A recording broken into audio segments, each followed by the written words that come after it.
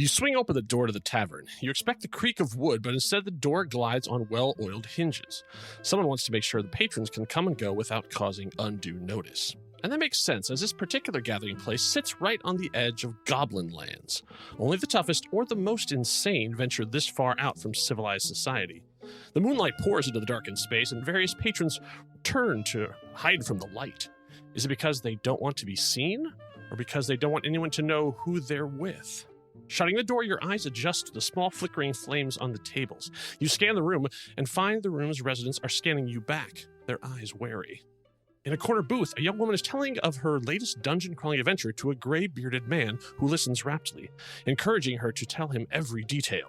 Your eyes widen in recognition. It's really him, the wizened sage of the age, famed lorekeeper, Pete Wright. I am present. You step back in alarm and collide with someone. You start to apologize, but realize it's not someone, but something. A large ornate book is floating in the air. A man in a colorful robe is frantically dictating a wild story into the air. A floating quill scrambles to keep up with the words. A small trail of smoke twists from the place where ink meets paper. It is the famed wizard of words, the infamous and notorious Ryan Dalton. Thou hast stepped on my foot. But before you can bestow your praises on either of these luminaries, a voice floats through the air and catches on your ear. You turn to find a small stage lit by hooded lanterns. A woman stands in the focused light. As she opens her mouth, the audience leans forward, hoping to catch every single syllable. It's Dragon Slam Poetry Night, and there's no one who can iambic a pentameter like the Bard of Barstow, the one and only Misty Stinnett. Hear ye. You make your way into the bar and address the heavyset man behind the bar. More beard than man, he leans down and whispers in your ear. Welcome to Crafting Chaos, the creative podcast made by creative people trying to stay creative in a world that seems to hate creativity. I'm a member of this merry band of rogues. People call me Kyle. What you just heard is a variation on the start of a typical D&D game, because today we're going to be talking about beginnings. I've asked the members of my party to bring in some of their favorite starts to stories, the first words, sounds, or images from stories that made them want to find out what happens next. Welcome to Crafting Chaos, episode 10.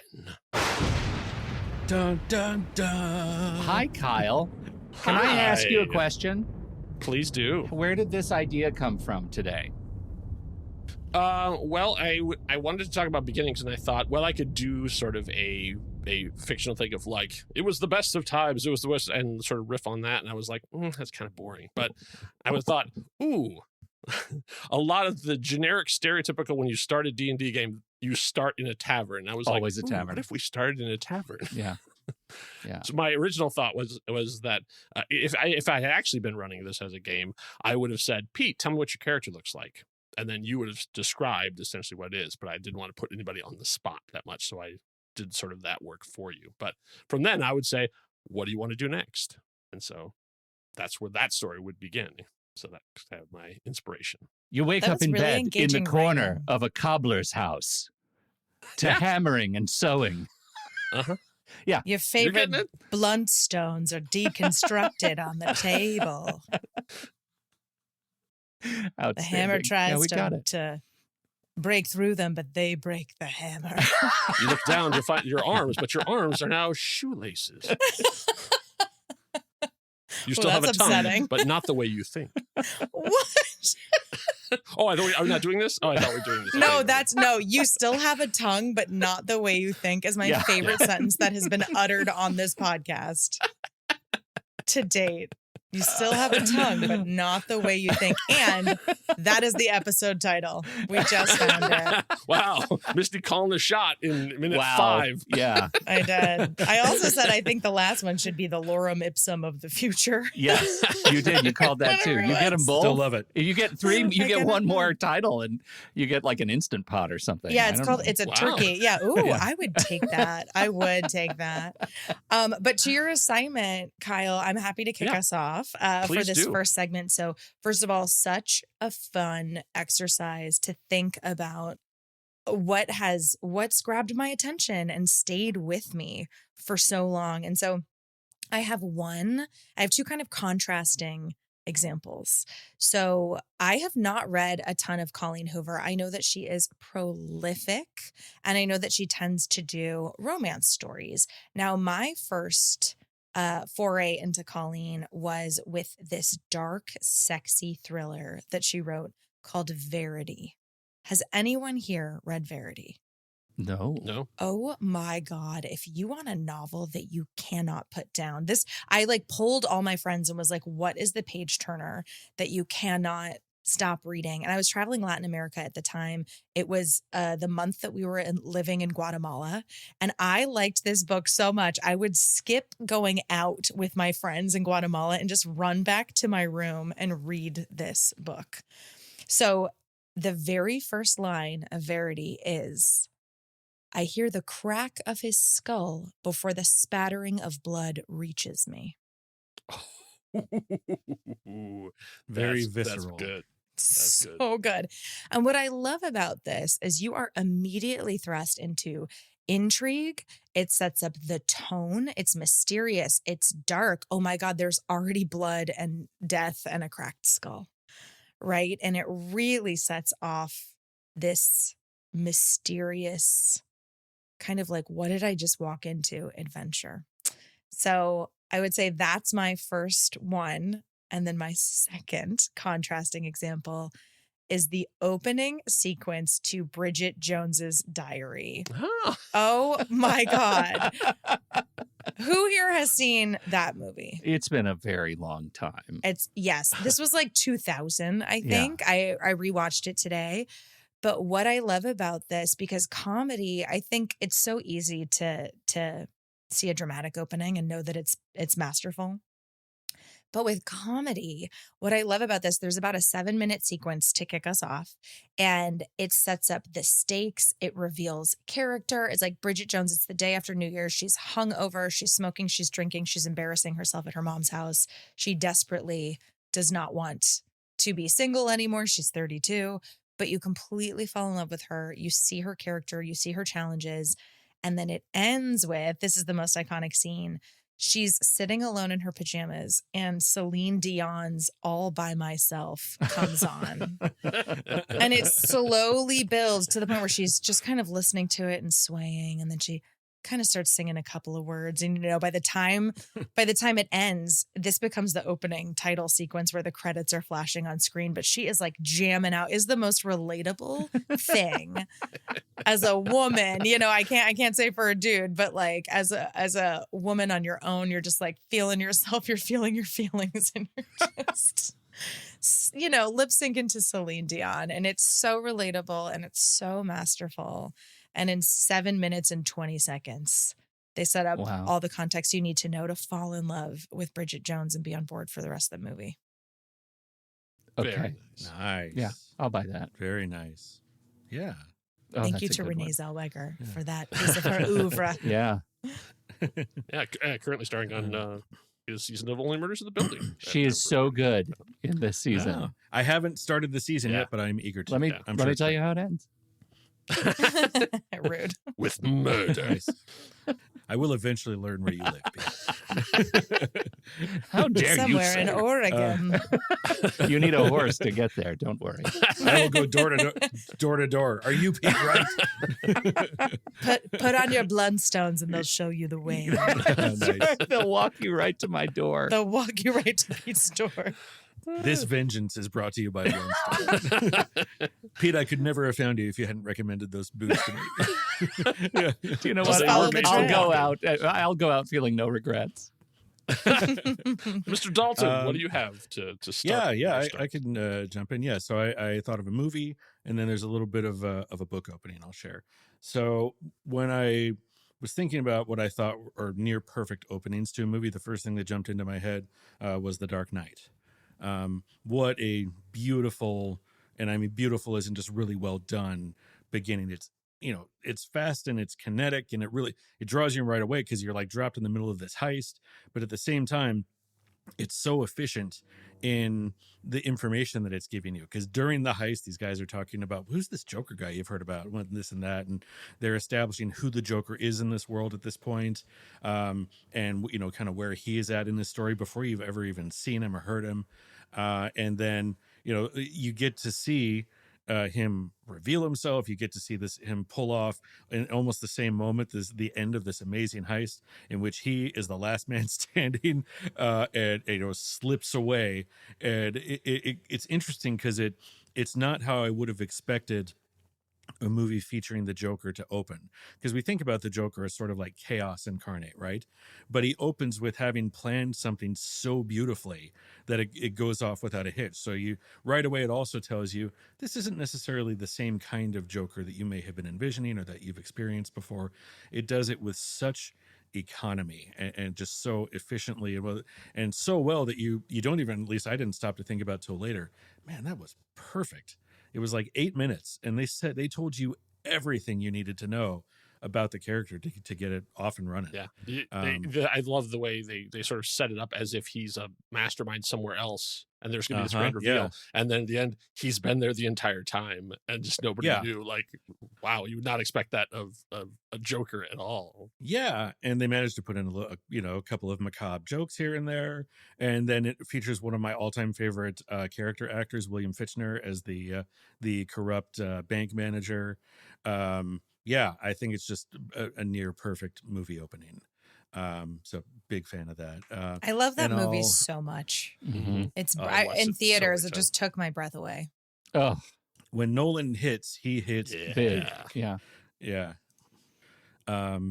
Just huge. Remain a huge fan of that movie.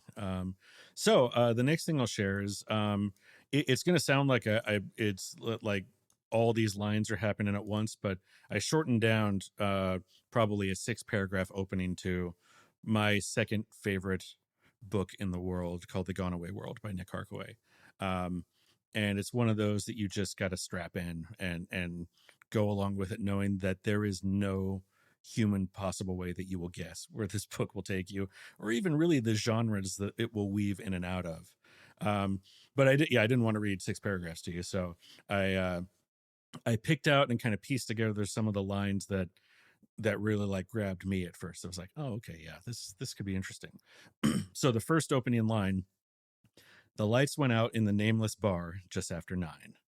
And then they go on to, for a few paragraphs, sort of give you the idea that this is sort of a bit of a dystopian type setting, a bit post-apocalyptic.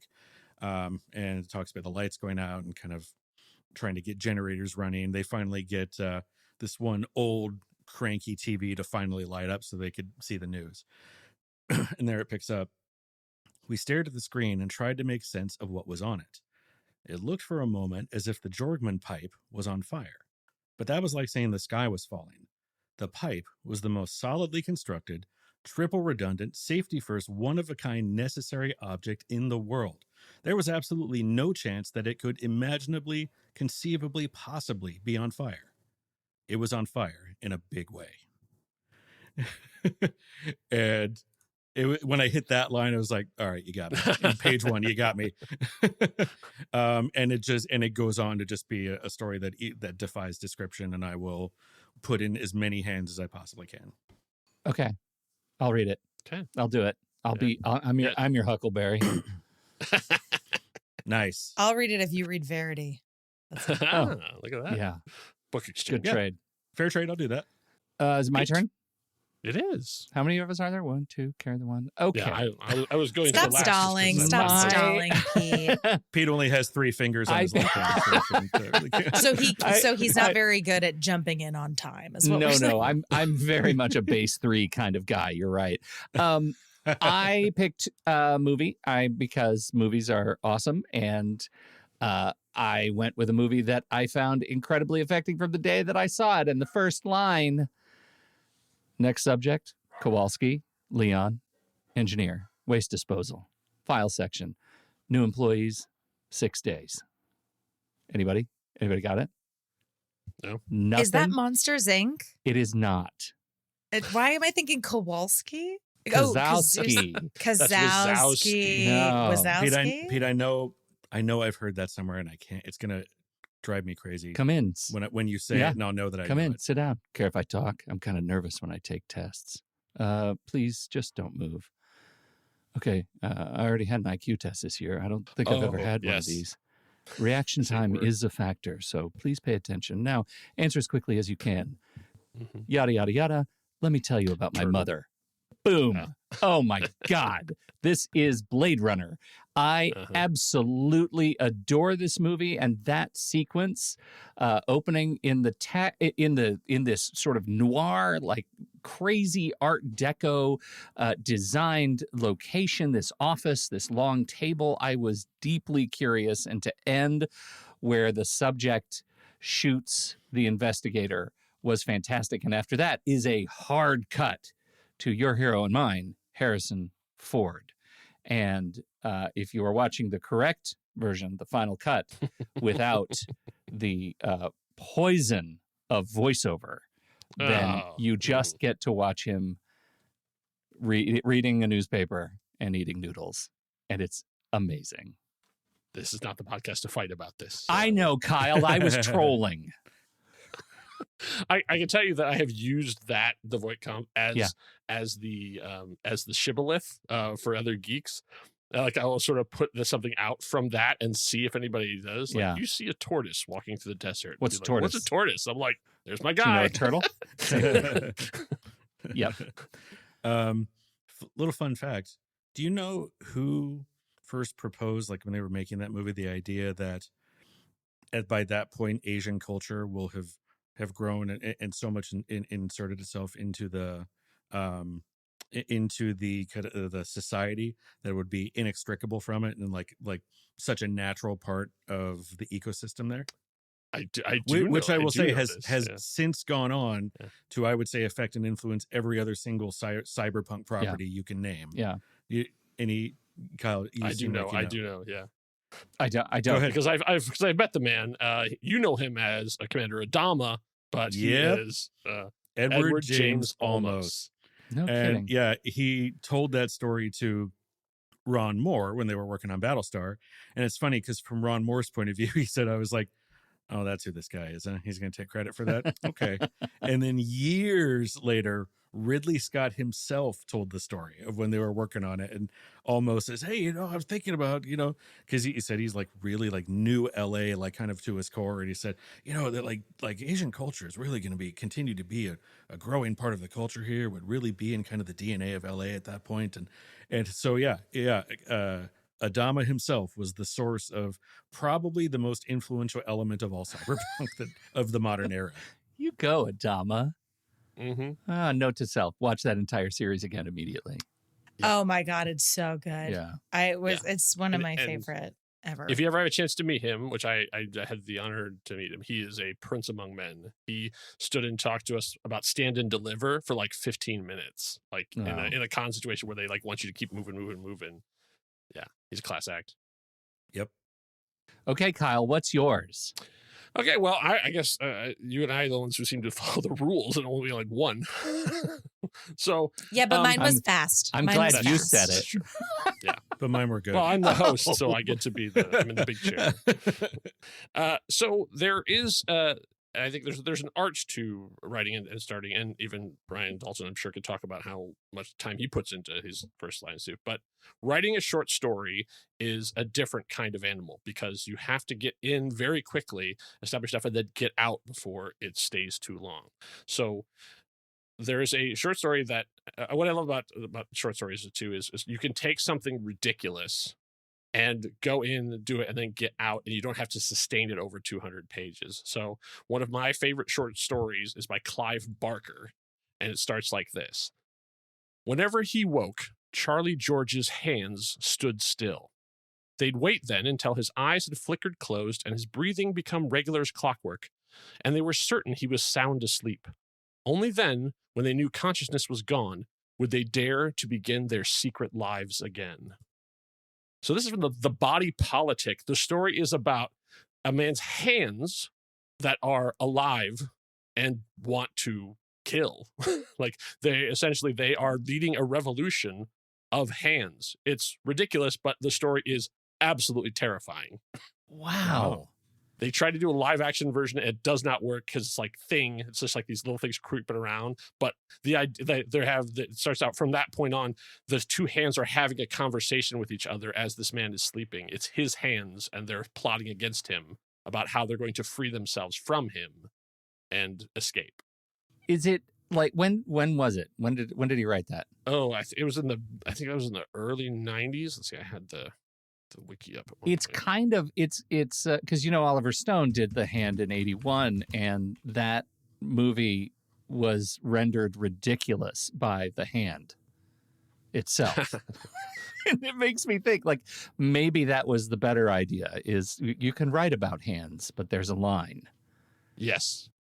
Yeah, because they tried to, I think Quicksilver Highway, they did a live action version of it, and just seeing a bunch of crappy 90s CG hands running around is just not really scary at all. Not good.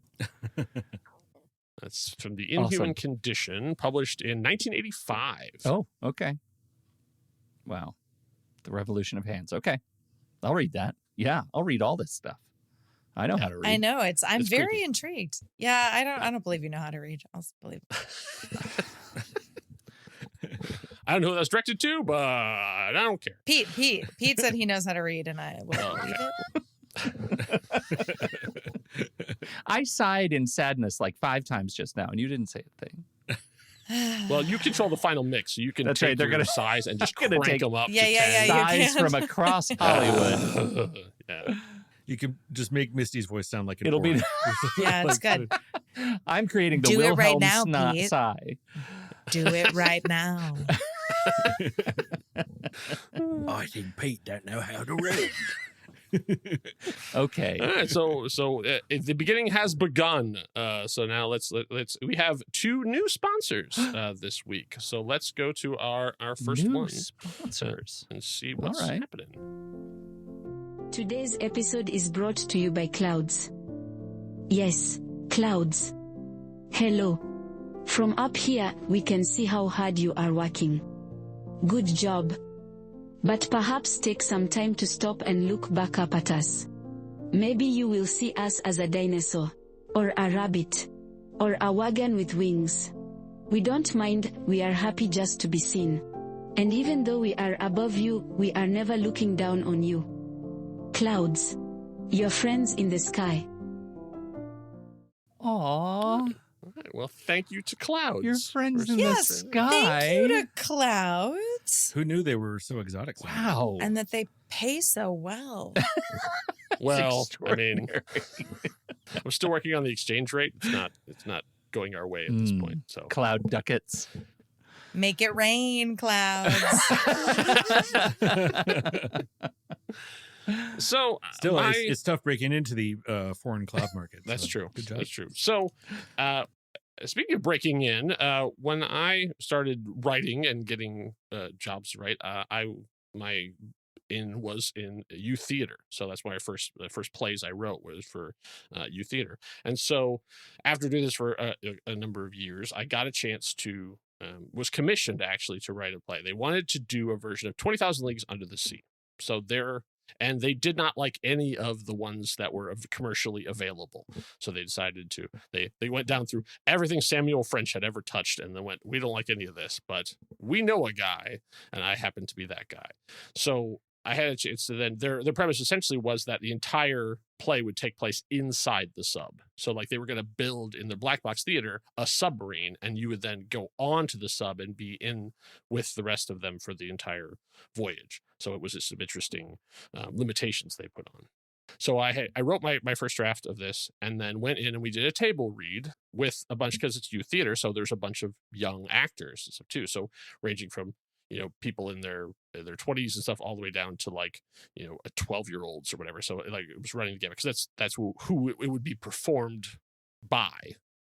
So we went through, and the reading went well, and and then they started doing questions. Like they started like going through and giving notes, and it takes a special kind of patience to take a writing note from a 12-year-old.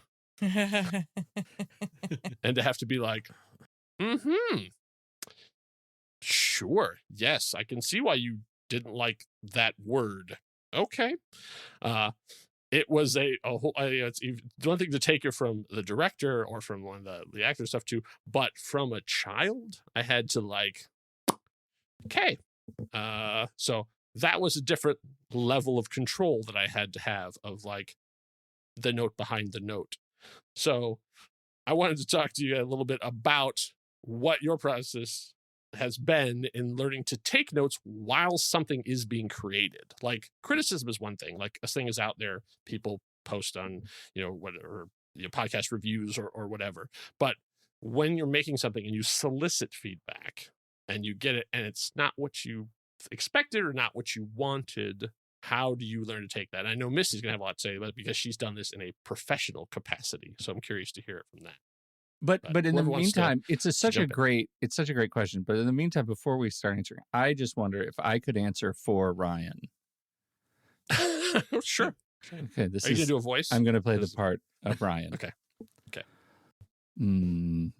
I don't. My supreme self-confidence in my skill and talent leads me to say to you, Kyle, I don't know what you're talking about. This feedback. What I don't know what that is, and I know who I am and what I do, and I'm very good at it. Who's next? Anybody? You've been carrying that on your back the whole time, Pete. Since episode one. Do you deny it, Ryan? Ryan, do you deny it? I mean, no. I rest my case. Whatever Ryan Dalton is selling, I want to buy. It. God, I want it so bad.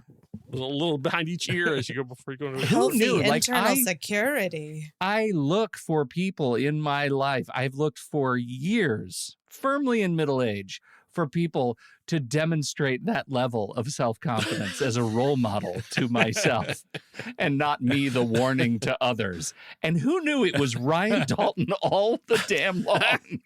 I've been here the whole time, Pete. Well, and part of it, like on a writing level comes from, if you do it long enough, you realize that criticism is not going to kill you. At the very least, at the very worst, it will be something you roll your eyes and laugh about later. At the best, it is going to make you better. And so once you make peace with the fact that, it's, even if the criticism's in the room with you, I can't hurt you. Then do you see the criticism now? Is it in the room with us? Yeah, it's in here. It's looking at me right now. It's well, and I just got a fair bit of some recently for a pitch that I shared with a fellow author, and he brought up a couple of really good points, especially about one character's arc, and I was like, man, you were totally right. I'm glad I sent this to you before I sent it to my agent. So yeah, I guess I'm confident people. That's the end of that. Sometimes Ryan, you just give me the answer I need to hear, and that's fine too. Okay. Yeah. Okay. No notes on your answer, Ryan. So another flawless piece of content by Ryan Dalton. I like you. Pete and Misty's my new friend now. Yeah, Pete. Yeah, Principal Pete. Oh, God. I don't even know where that came from. And how can I live it down? No, it's really your destiny. Oh, my gosh. I will say, though, I have had, I think maybe what you're talking about, Kyle, is like feedback that you get that you're like, what? Yeah. Sort of that kind. Yeah. Or like I've how had to that take too. it with like a straight face and not like laugh right in right, or be like, or get angry. That's the other. That's fortunately, with books and stuff. Fortunately, most of the time, not all the time. There are live writing groups, but most of the time, if you're going to get feedback, it will be written feedback. Like it'll be in the manuscript that you sent to them. And so when you get the written feedback, you're just staring at your screen, going, "No, what are you talking about?" And sometimes that's from a fellow author. Sometimes it's from, I'll tell you the fun progression when it comes from your editor, like from a publishing house, who are usually pretty good at their job. The progression is usually, no, you're full of it. No way, that's stupid. And then the next day, You might have a point. I'll think about it.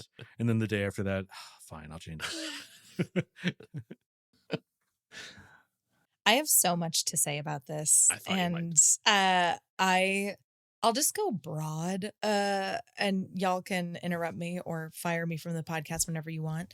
But first and foremost, I think while something's being created, which was your criteria in the question, you got to be really, really protective of it.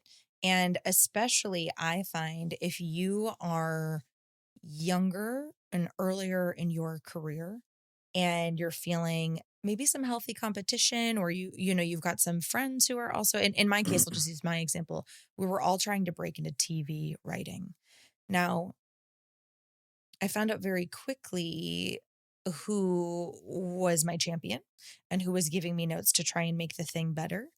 And then also had the experience of like, oh, wow, this person seems, I don't know, envious of this in some way, or there's something off in the feedback. Like the motives didn't feel 100% pure. So that's something that's really, you got to be, cognizant of, is like, who are you asking for feedback? Where are they at in their life and career? How much can you trust their feedback? And is this someone that you want to show your like tender, raw darling to? Because when it's still being created, it's very precious and it's nascent, and you don't want to scar its beautiful, delicate skin when it's not done forming yet. So that's the first thing. I think the second thing is maybe it's worth talking for a second about the note behind the note. What does that mean? Like, I once got a suggestion on a script that I had written that maybe it should take place in space. Now, this was an early draft, or I think I was trying to rework a draft I really liked or something, but it might have been a very early draft that I wrote of something. And this might have been for a drama I wrote called Background Noise. And it was about Black background singers coming up with, who were touring with an up and coming white male band, think kind of like the Everly Brothers, but amidst the burgeoning civil rights movement of the 1960s. So I was really excited about that. And I thought that was a great idea. And it's one of the scripts I'm the most proud of. But I remember someone gave me feedback. They were like, what if this took place in space? And I was like, what the ever loving God are you talking about? But I had to sit there and discern, like, okay, what is the note behind the note? I think what they're saying is they're craving something to make it punchier. They're craving something to make it feel like it's more of a splash. And sometimes you got to go back to a person and say, okay, so I can't really do that note. Maybe it would be different if it's your actual editor, and you're being paid for this, or a book or something. But you gotta know before you sort of move on to the thing. I think that's a good point to sort of to dig down on, because I had that too in a completely different thing we had done a reading, and I had been brought in to rewrite something that previously existed. So like it was not done, but it was like they had I guess a treatment, was, so they had a bunch of unconnected things, and my job was to like flesh it out and make it into a whole thing. So like it was basically like I was given 30 pages and they wanted 100 pages. So it was mostly me by the end. But so I wrote this, and then we had another a table read, and then one of the actors came at me so strong about like the stuff, and I, in a way that I didn't really know her, like just like really coming at me, and I was sort of like on the heel, like I'm like what is happening right now? And I just had to sort of sit there and be like, okay, sure, and just like writing. And I went back and talked to the director afterwards. He's like, yeah, that was aimed at me. She she was coming after me, but she was just doing it through you. And I had to be like, oh. I was like, I don't even know you, ma'am. Like you're saying some really harsh things to me right now. So you are a vessel. Yeah, I think there is something that you have to like consider the two lens sides of it is like the person who's giving you the feedback. And I think also, so in a more professional context, so that was my own projects, but I was once working in a development room for an Amazon show, and this was based on a book trilogy. And it was a really exciting trilogy. And it was just the showrunner, who's now an EP on Lord of the Rings, the TV series. And my buddy, he's such a fantastic writer. And then one of his close collaborators and me as the writer's assistant. So it was a very small room, and it went on for like 4 or 6 months. It was a really long development process. And the notes that we were getting from the Amazon Studios executive were like, and those are notes you have to take, right? Because they're the development exec. They're trying to get your show made. They can say yes or no. If they don't like it enough, they're not going to present it to their boss, but they've spent a bunch of money on hiring us for 6 months, right? But literally, this person did not know how to give notes to make the script better and would just say, well, what if, the equivalent of like, what if this took place in space? And then we would be like, oh my God, okay. And then we would try it and send it in. And then this executive would be like, never mind. No, go back to the last draft. Like, never mind. Let's just or just like contradictory feedback. And in that case, it's such, to your point, Kyle, like, when you're in a professional setting, the way that you make the other person feel about the feedback they're giving you, because keep in mind, people have taken the time to read your book or your play or your screenwriting or look at your art or whatever it is. They've taken the time and they're coming at you thinking their idea is the best. They're not aware of their biases. They're not aware of any of that. And I think it can be if it is a close collaborator, I think it's okay, read the room and say, okay, I'm kind of struggling with how to implement this note, or can I talk to you about this? It feels like it's not 100% in line. Could we maybe pitch a few more ideas, if you trust them? But I do think there's something gracious to be said about maintaining your network and going, wow, thank you so much. I'm really going to sit with that. Let me think about how I could incorporate that. Like, I really appreciate you taking the time, even if inside you're like screaming, like, this is the dumbest note I've ever heard. And then truly get quiet with yourself. Just like Ryan said, the true feedback that is truly aligned with your story, it will hit you in the chest. It will. It might take a few days and have a slow burn, but then you go, damn, they're right. I took the intrigue out of the opening. Shoot. I do think that's one of the best parts about getting experience and like becoming an experienced, whatever you're creating, is that you do end up learning yourself and what you're creating, so that at some point when you get feedback, you'll be able to know that hits or that's not for me. And the ability to know that is really, it really helps. And it can only come with experience, because then you don't waste time on the stuff that no, that's just not this thing. But then there's something in you that will almost always latch on to the right thing when you hear it. Yeah. And if you don't have experience and you're not sure if you like the feedback, you're not sure yet, take 30 minutes, walk around the block and think about, okay, if I did write that scene that way, what would that look like? And play and give yourself permission to go, never mind, I'm just going to do it my way. But I do think I've seen over and over writers be so rigid and not know that they're actually getting helpful feedback and just not trying it and sitting with it. Because if you are just asking for feedback to actually get validation on your script, then that's a scary thing. I would be really wary of that. And we need people to process which is that, valid. But I mean, like that is also part of the process. So I think that's another thing to sort of bring up too. When you're going out when you send something out, it's like to your beta readers, like if you have a group of or whoever your creative people that you trust, you want to put out like, tell me if I'm crazy. Is this good? Like, just tell me. That's all what I need right now. It's like, this is, I've gone far out. Like, tell me, like, is this good? And then you can sort of get into, okay, let's specifically like, where did you lose interest? Where you can get into that. But I think it's a good thing to put out there of sort of like, sometimes you just need someone to go like, oh no, I really like this. I'm like, okay, good. So it's not just me being crazy in a room for like 10 hours. Okay. Absolutely. But I think if you really are in a process of not just validating the concept, but like, okay, I have a first draft. I know it needs work. Let me send it to my trusted circle. My biggest piece of advice is, and I made this mistake a lot at the beginning and quickly learned, don't do that. Do not send it to a whole bunch of people and say, looking forward to your thoughts. Here's my script, looking forward to your thoughts.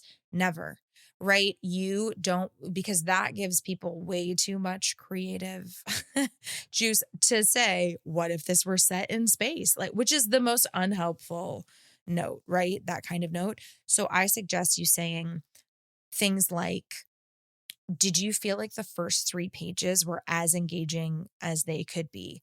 Did the a conflict make sense to you? Were you invested in the characters? Was there any point that you found yourself just losing interest in the script and getting up to get a glass of water? You know, it actually, in that Amazon development room, when I first read the script, I mentioned, oh, hey, I got up to page 38. I'll finish it tomorrow.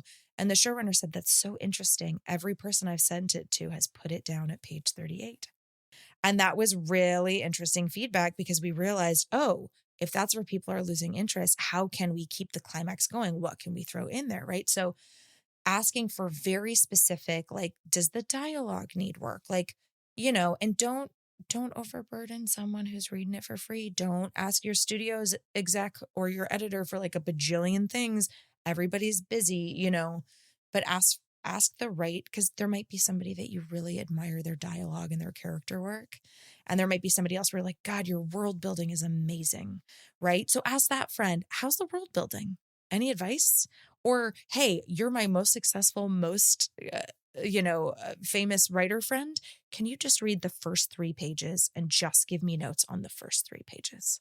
You know, so I also find it's a good idea if you send it out, and then when they confirm that they've read it, that's when you send them the questions, because otherwise people have a tendency to read everything and just go, oh, he's looking to see if the characters, he's looking to see if the setting is right. Like they're already almost like predisposed to be looking for the specific things that you want to know is it working or not. It's better to have them do it and then go back and say, okay, this, I'm worried about this scene. I'm worried about this. I'm worried about this moment. Unless they're the kind of person who only has time for one read and they want to make notes on that thing as they go. So again, reading the room, who is the person I'm handing this to? What's the specific ask that they can really help for? And what do I need to be aware of? Their talents and their shadows, and giving me feedback. And that is particularly how, when something is nascent and new, you can protect yourself, your time, your energy, and that of your friends.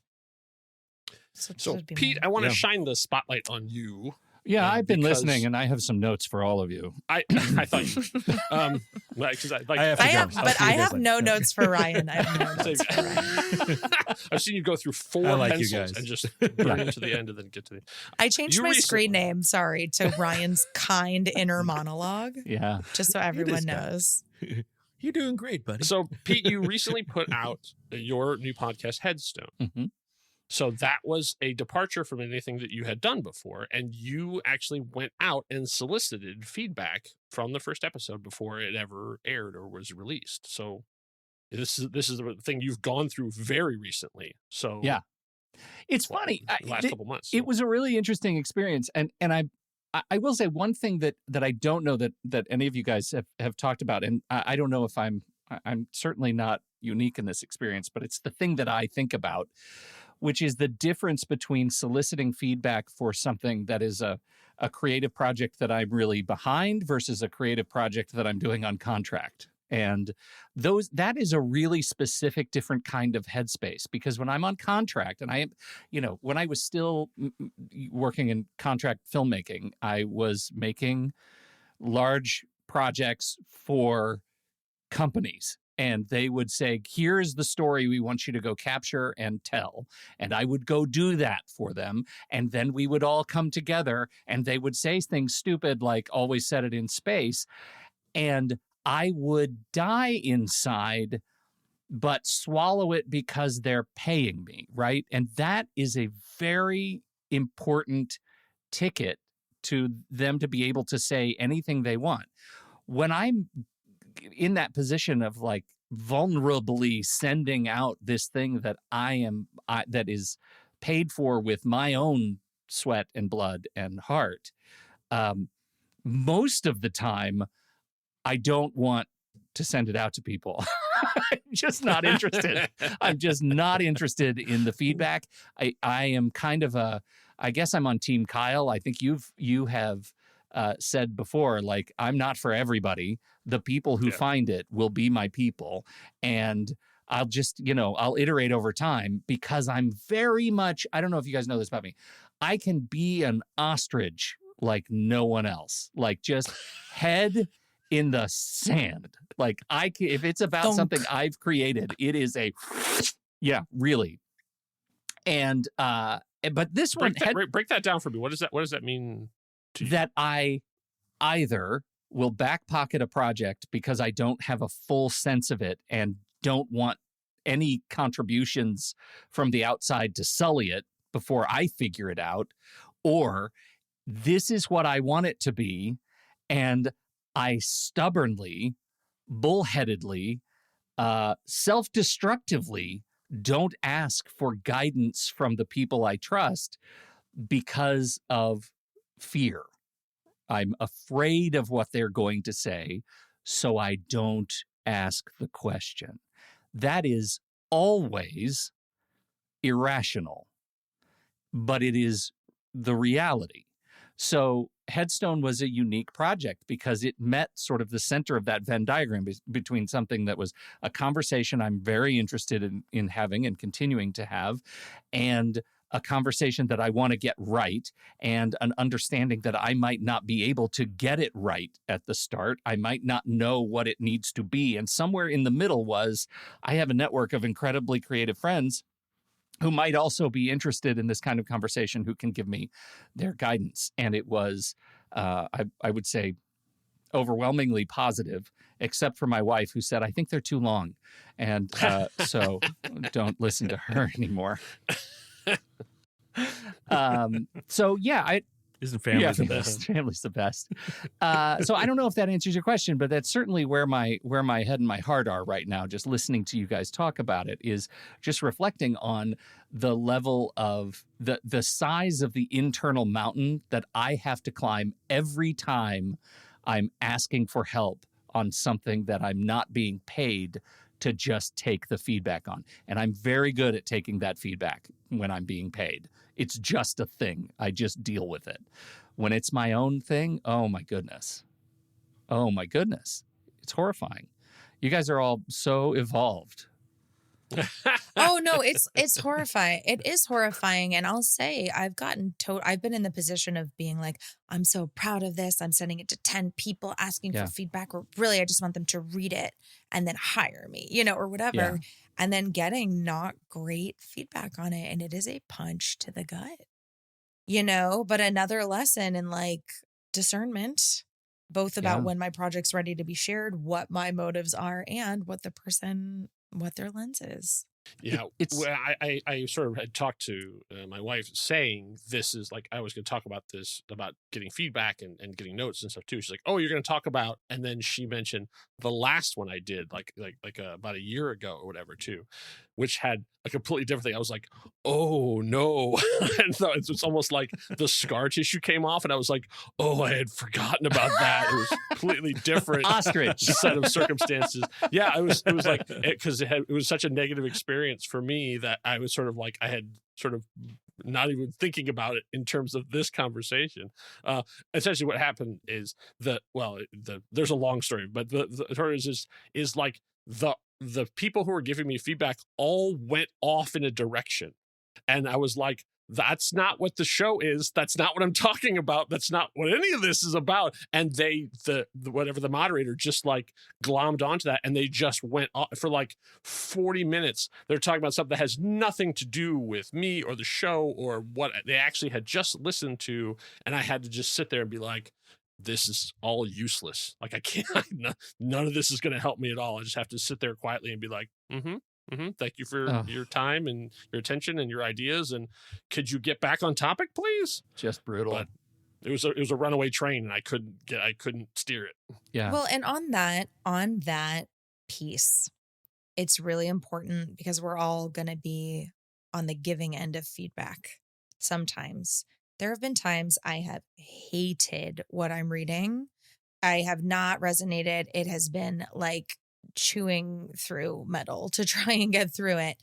And none of that is helpful to the person that needs the feedback, right? So something I might say, like be kind, but helpful in your feedback. Recognize how precious this is to the person on the other side. You can offer a couple of overall notes and a couple of specific notes if that's helpful. Like, for example, take this with a grain of salt. This isn't a genre that I necessarily connect to. But what I really liked about it was, and say at least one or two good things. There's something to admire in every piece of work. Wow, the world building you're attempting is so ambitious. It's not something that I connect to, but I really appreciate how passionate you are about this and the detail you've put into this script, right? Or this character really popped. Character really popped. There were a couple of lines in here that really just made me laugh. There's something that you can connect to, and you don't want to say, look, this just wasn't good. You should give up. This is not, you don't want to say those things, right? And so you can always sugar on top, always start that way. That is about being a kind human and a kind creative portal together. And then you could say, overall, I just didn't stay as engaged as I wanted to the whole time. And so I would suggest maybe taking a look at where there could be more intrigue, or if you're noticing that there's a long time between events, there are things that you can give. And then specifics, even if you hated it, you can give one or two things and just say, that's what I got for now. And don't be afraid to set a boundary and say, can't really go back and forth on these notes. This is what I'm available to offer, but I'm rooting for you. Like, thank you so much for trusting me to read this. The advice I would give for someone who is getting that, if you're a young writer or a young creative of any sort, and you're getting that initial stuff, is to try, like you're talking about the note behind the note, but don't take that stuff personally. Which I know this is the skill that you have to develop, is not that's really think of your skin, but to not think of the work as you. Like you have to have that separation of like it's a separate part. So when they come at you in something that your first instinct would be to instantly be defensive, and like that's not what it is. You have to sort of take whatever they say and even write it down, even if you think it's absolute garbage. Write it down and just be like, okay, and just honor the note, and just okay, thank you. And then what I like to do sometimes is, if I'm feeling very strongly about something, is to come back and say, my intention with that was to do this X, Y, and Z. Did that come across, or was that? So I'm really trying to get specifically to that thing, but also making the point of, you've missed the point, but in a polite way, because like I said, they're giving you what they think is the most precious thing, which is their idea, which you do not need. But you also don't want to be the slam the door down. So that's sort of that's my jujitsu when it comes to that, of sort of like what I was trying for was, to say like, it's like, did that come across? Did it then sort of look around? Did anybody else have that? Did they see that I was, okay, cool. And then failed in that, and then, make a note to self to fix that thing entirely. But that's the zen of it all. You have to sort of take in, but not keep it. Yeah. Let it flow through. I just reflecting on that, I want to reiterate the self-destructive bullheaded part of me, because the result of that is of not being able to let pieces go out for creative commentary, for review, for criticism, is projects don't get made. And that is the ultimate sort of poison, because you just end up with a little red wagon of projects that you might love in some way, shape, or form, but you're not letting go to the point where you can talk about them in a vulnerable way. And I think that takes a lot of practice, and clearly it takes me a lot of practice and gumption and resilience to try to get over that particular hump. And I think just talking about it is actually helping me figure out, I need to go work on this book I've been working on because it's not finished. And I think it's not finished because I didn't want to talk to somebody about it. And that's on me. That's in my little red wagon of despair. And I need to pull it out of the wagon, get it out of the wagon and lift it up and make it my Simba in Lion King. Look at it in the light of day. Yeah, yeah.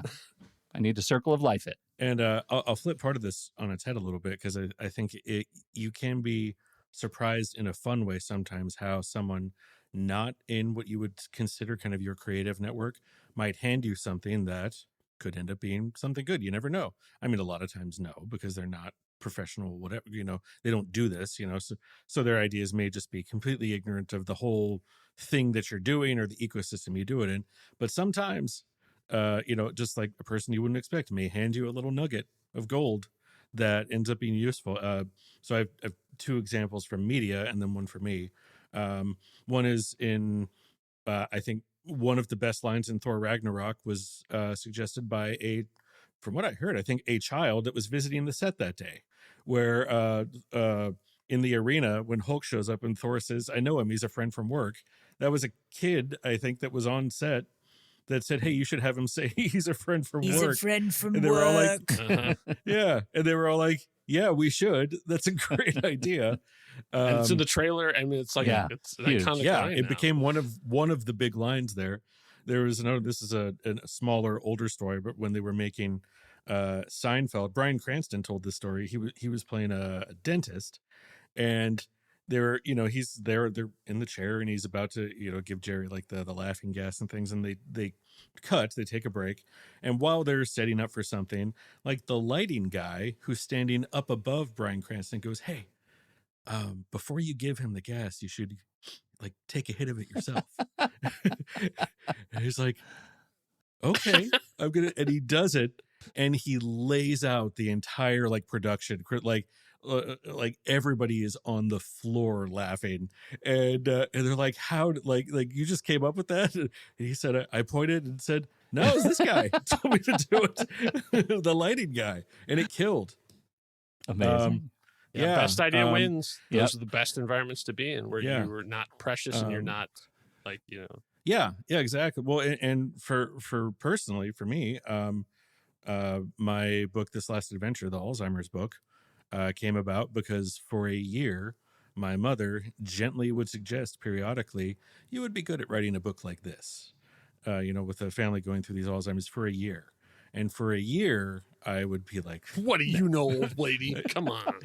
Well, just like you've read what I wrote before, that's not anywhere in what I do or anything. But she would just very kindly and gently persist over time a little bit. And finally, I was like, okay, if I was going to do it, how might I do it? That was at about 6 months in. And it still took another 6 months to have the couple things occur to me that was like, okay, that's how I would do it.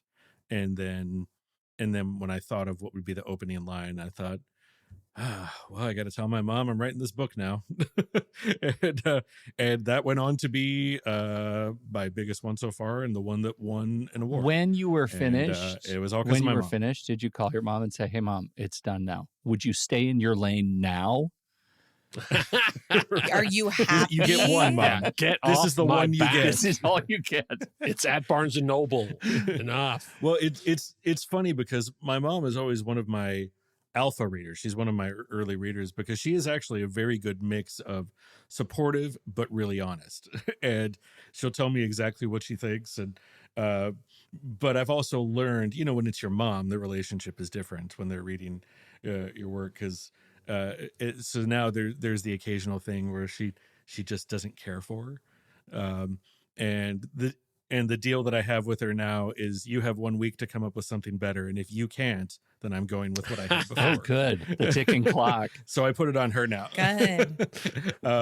But anyway, all that to say that sometimes like you were saying, Kyle, the best idea wins, and sometimes it comes from unexpected sources. Ryan, your mom's a reader, right? Like, she reads other stuff besides your writing. Yeah. She's been a reader for that is so important. And I just want to say, you write a book, you write anything, you create anything, you make a podcast, whatever you're doing, make sure the person that you send it to is fluent in the language of that medium.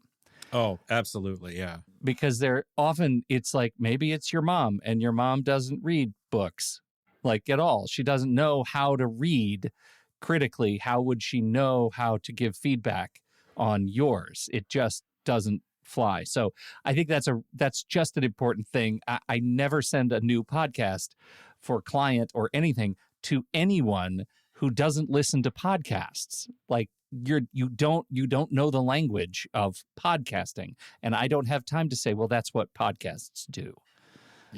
Yeah, I had to say, we talked before in one of the previous episodes about like the compliments that roll off you, but the criticisms that stick in. Yeah, I had someone like from when I put stuff on the fanfic stuff I write is in script form because that's the way I work.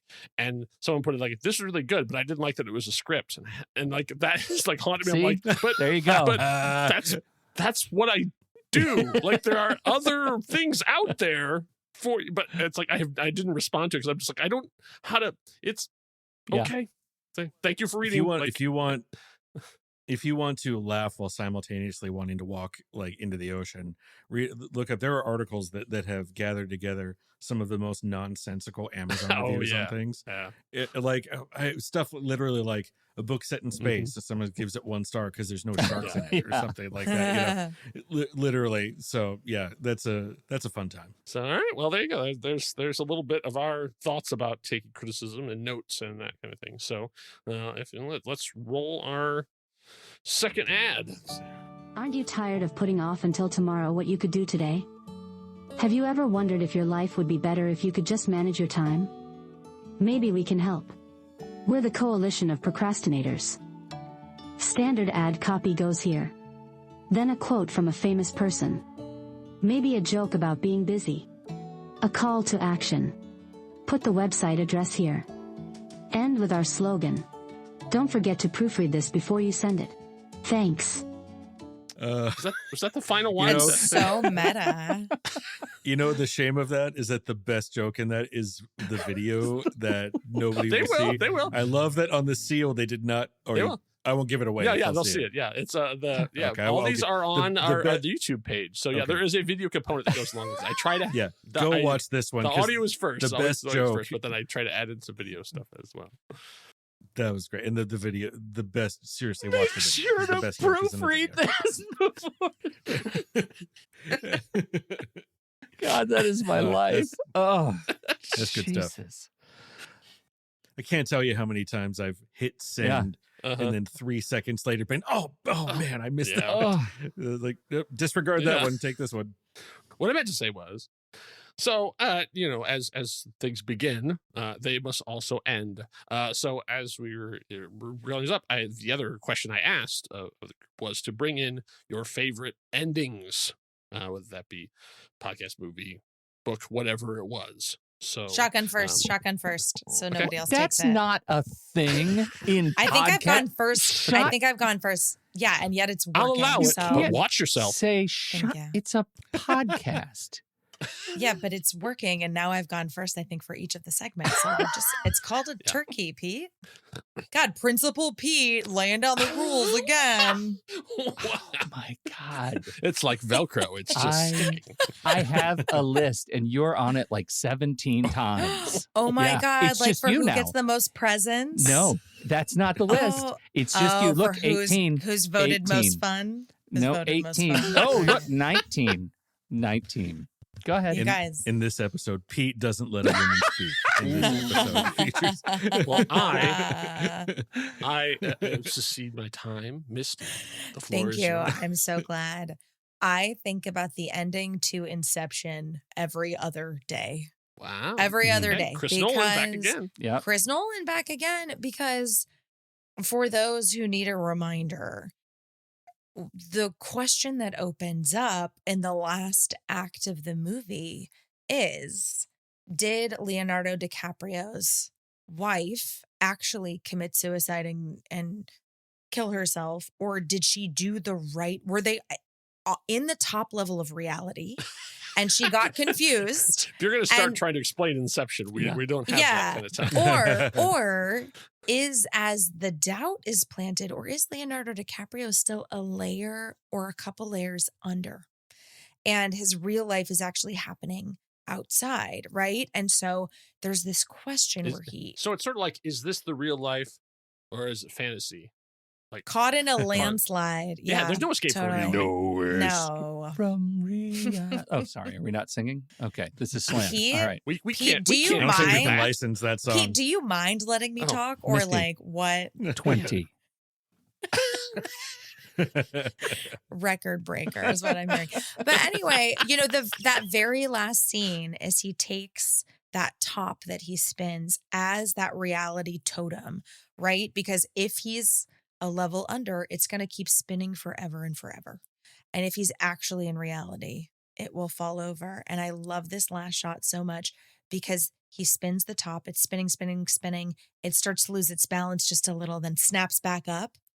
But before you can find out, you almost see like a little quiver, and then the movie ends. And you are left wondering, what was it? What was the answer? And I think about it all the time because it's a great question, and we were all invested.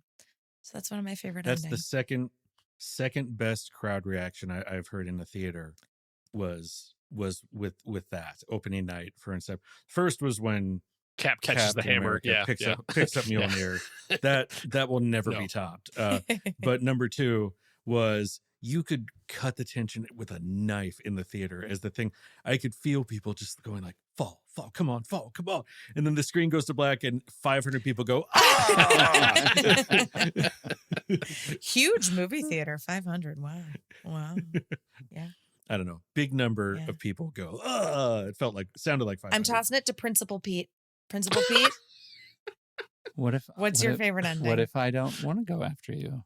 I mean, I will. You are playing into the stereotype so hard. I strongly suggest that you go after me. Show us what a real party animal can do. You know how much I love ambiguity when it comes to movie endings. Oh, no, not here. The case for the ending. Oh, my God. I love this movie so much. And I love it. I love the message in it. And nobody seems to get what I love about it. I'm talking about Whiplash.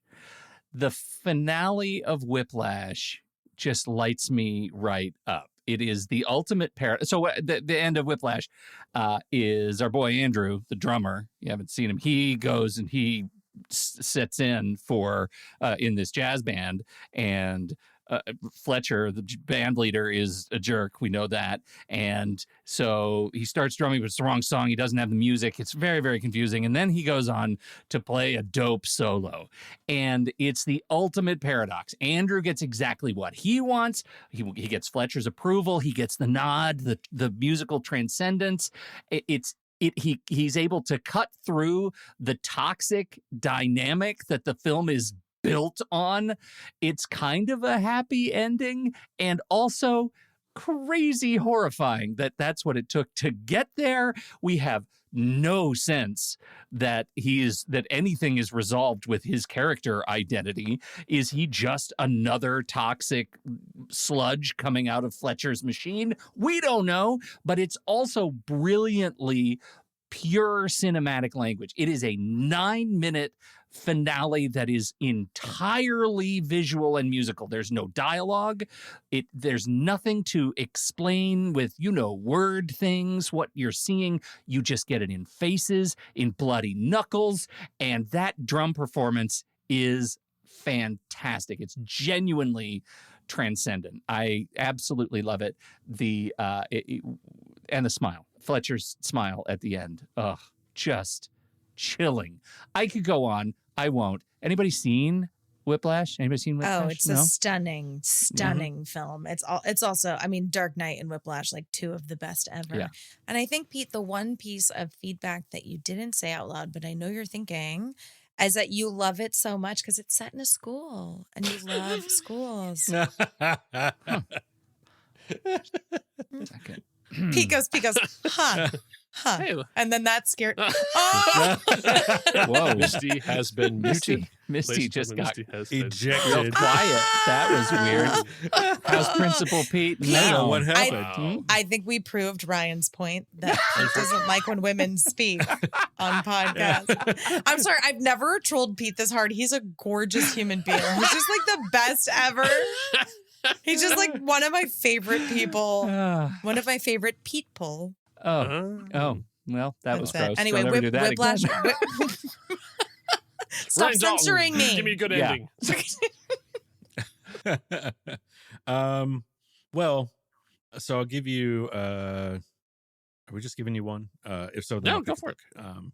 Whatever you got, Um, bring it on. We'll cut out the boring and parts. One, okay, great, yeah. Cut to just and this is cheating a little bit because it's not like it's the last scene, but it's one of a series of endings, and you'll understand what I mean when I say Return of the King, which has about 12 different endings before it ends, but the scene after Aragorn's coronation, and it's this huge pomp and circumstance, for this giant kingdom, and they've saved the world essentially, and then they come upon the 4 hobbits who bow, and when he says, "My friends, you bow to no one," and then everybody bows to them, I never not cry when I watch that. God, Never when I watch that scene, and I could recite those movies from memory. They're part of my DNA, and that scene still kills me every time. It's the culmination of like 12 hours worth of story that you've gone through, and it's just a perfect moment. It's perfect, and I love it. The second is the ending to another one of my favorite books called The Night Circus, and I'm gonna get super vague here because I don't want to say what it is, because I want people to just read the story, but it's one of those endings where you get to the end and you close the book and you just go and you like hold the book for a minute, because you just want to sit there and simmer in it and mentally still be in kind of the magic of that world, and just sit there in it before you have to get back up and get back into the real world, because it's just such a beautiful moment. And that's how I felt at the end of The Night Circus. And I love that book front cover to back cover. But I've also read books that I loved that didn't quite nail the ending like I would have hoped. This one does. And I really was, it's one of the gold standards. Aaron Morgenstern is a national treasure. And oh my God, that would also play for the opening, right? The circus arrives without warning. What a fantastic opening. I love that book so much. I'm right with you. Ryan is right. I know. So, pretty good. Growing up in the boring middle of the country, the sort of that sloth down the middle, I tended to think of it as the cultural runoff, where everything would start in New York and LA, and then about 3 or 4 or 5, 6 months later, it would finally get to Indiana, Illinois, Michigan, the places where I grew up. So all I had were blockbusters. That's all I ever really got to see, because independent films didn't come to our town. Like, there were no revival theaters there. And this was sort of even before Blockbuster became a thing. When Blockbuster became a thing, man, I was in there weekly. Like, they knew my name. I was like, because it was finally, I got to see things beyond popcorn fare. So when I got to take my first film class in college, I got to see they had all this whole list of stuff that I would never have sought out myself. And so I sat down and I watched this, what I thought would be like, I'm like, oh man, this is going to be a slog. Like, I got to like drink an extra thing of caffeine and like buckle in, because it's this black and white samurai movie, all in Japanese. And I was like, oh man, like, okay, like, get my notes out. Like, I got to write a paper on this thing. And it was called Yojimbo. And I watched this thing, and it's one of the funniest movies I've seen. It is extremely violent, but I mean, for a 1960s thing, but it's so smart, so funny. Essentially, the story is like he's our lead character is essentially a masterless samurai. He's just, that's what Yojimbo, he basically will work for anybody. So there are two rival crime families who run this city. And so he goes and gets hired by one of them. And then he just keeps getting himself hired by the other one. And so he just goes back and forth. So you get to the end of the movie and the entire street is laid out of every one of these crime cartels are dead. They're just all in pieces, dead. And he's standing there and like there's no score. It's just, you just hear the wind blowing. And he looks down at all these people and goes, town should be a lot quieter now. I'll see ya. And he turns and walks and credits. I laughed so hard, like in the theater, and everybody, even all the pretentious film people, like, I don't think that's it. Kurosawa was truly trying to. I'm like, that's hilarious. Yeah. Like, it's just like the ultimate mic drop of just like, yeah, I've helped your town. There, like, you'll have to clean up all these bodies, but you're welcome. And then he's out. They every time they've tried to do that movie again with like Bruce Willis or whatever, it doesn't work because it doesn't have that sort of dark humor to it. Yeah, it was so Yojimbo, a classic and a fantastic ending, as was this. So thank you all for coming along on this magical journey. We've had a beginning, we've had a rough middle, and we've had an end. Our story for this is complete, which means it's the end of a role-playing thing that I guess we did give out experience, and it looks like everyone leveled up, including you, listener. Nice. Congratulations. So go spend your thing, whatever. But I think we've all earned a long rest. So let's do that. And then we'll be back for another one of these not as soon as you want, but sooner than you think, or less time than you expect. I don't know. Well, you'll find it. Just keep it. Go buy your health potions and upgrade your weaponry, and we'll see. Exactly. Rest up and go make weird art.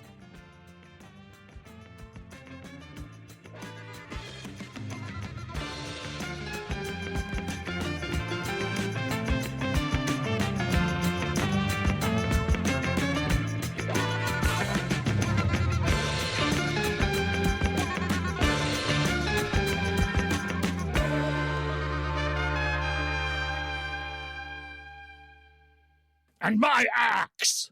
Go to bed, Pete. Go to bed.